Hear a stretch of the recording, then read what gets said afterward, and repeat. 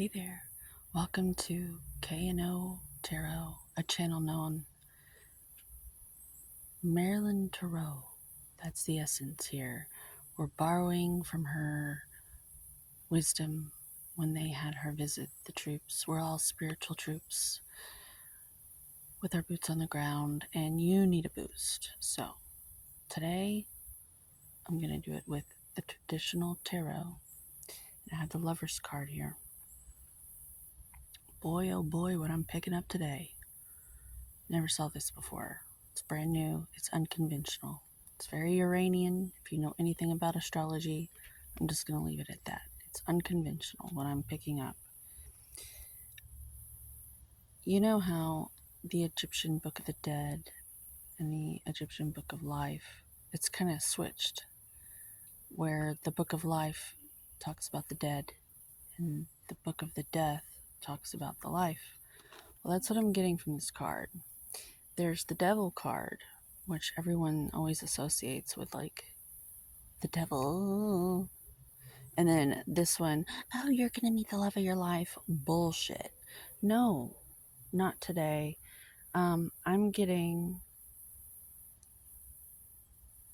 what I just spoke about, how it's the opposite.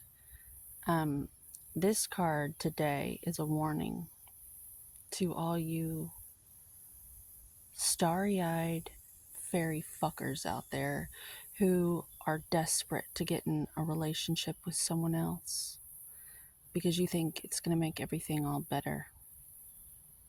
You are holding the group up, and I'm holding you accountable right now.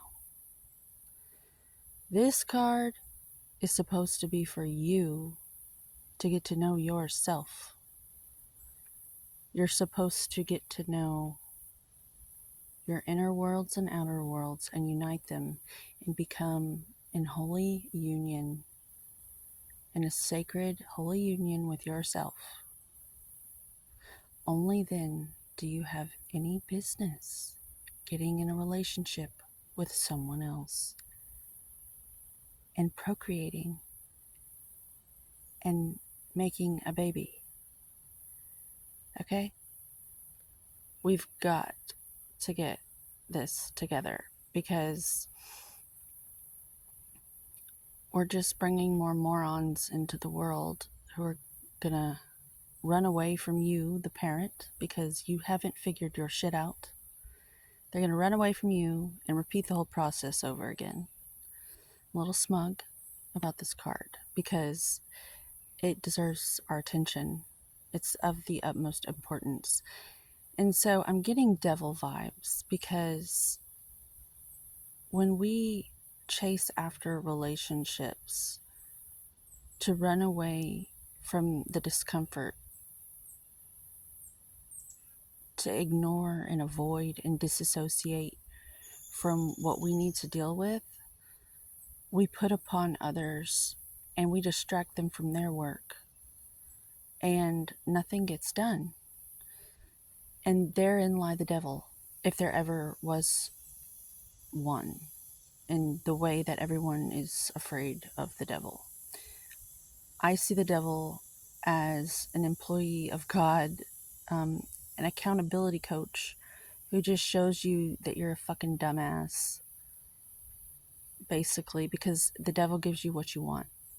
The devil is your comfort zone, and it can kill you if you're not wise enough to wake up and do what most people complain about: exercising, eating healthy, around a whole bunch of people who don't. Now, if this card does symbolize man and woman, the man represents us in our lower nature. We're looking outside ourselves. We're distracted by the pretty lady. We're looking to her to like comfort us and make us feel better.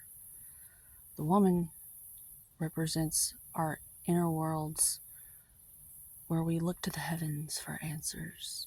We're also looking, our spiritual side is also looking outside of ourselves to source, to the central sun, whatever, to get answers. And she receives them. She does.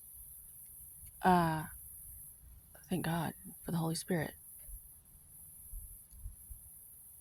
She kills it every time. There's so many holes in that target. She's an expert at hitting the target. That's why she's holy. And she spears it good, okay? She's got all the answers.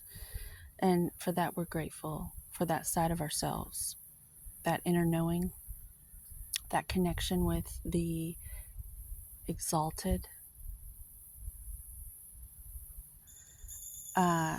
But the man, he represents our human, earthly needs, the way we gossip, the way we look outside and blame others or look to others to give us comfort.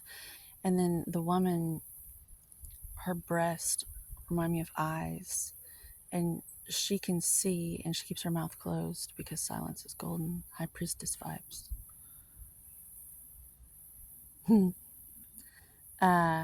And so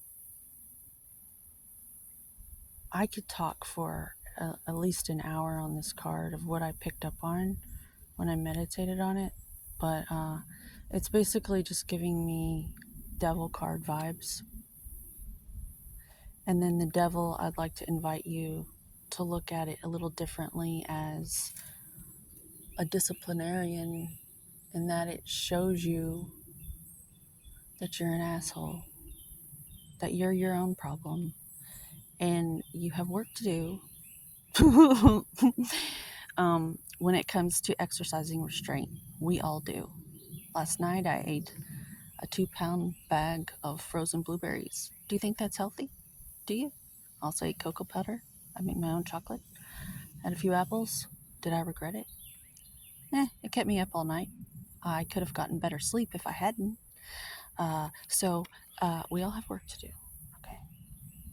So I ate fruit. On the grand scheme of things, I'm glad it wasn't something else, you know? But it's basically the same thing in a different outfit. We have to learn how to exercise restraint. Once we do that, then we'll fit in this world like a magnificent puzzle piece, a much needed, valued piece that everybody's been looking for, and all of a sudden there you are. Oh my God, we found it. You're right at the right place at the right time. This guy also gives me the vibes. I want to speak on this.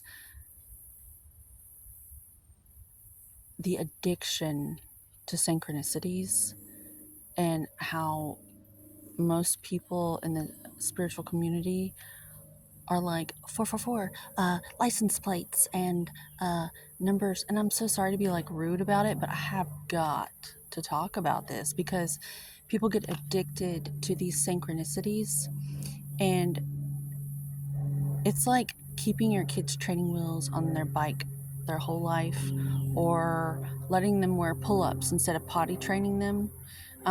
These signs and synchronicities are there as a last resort to let you know that you're doing okay.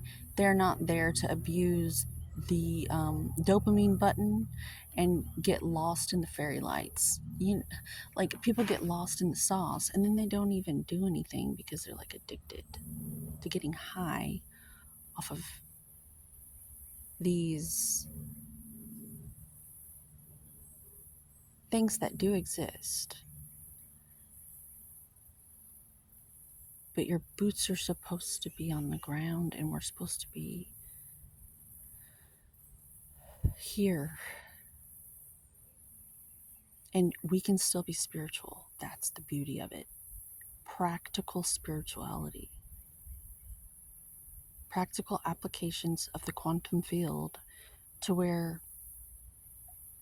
it's just a good balanced relationship, and you're not constantly in this weird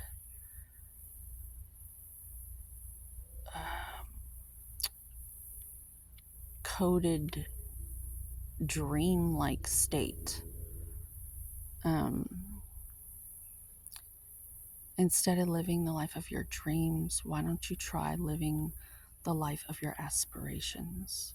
What you aspire to be. Change the word, and everything changes. All of a sudden, you have a little bit more power, I think. It's okay to dream, it's healthy to dream, but we must aspire. The American aspiration is the new code of what I'm being called to speak on. So have a good day. That's been enough. I don't want to. I'll hopefully see you next time.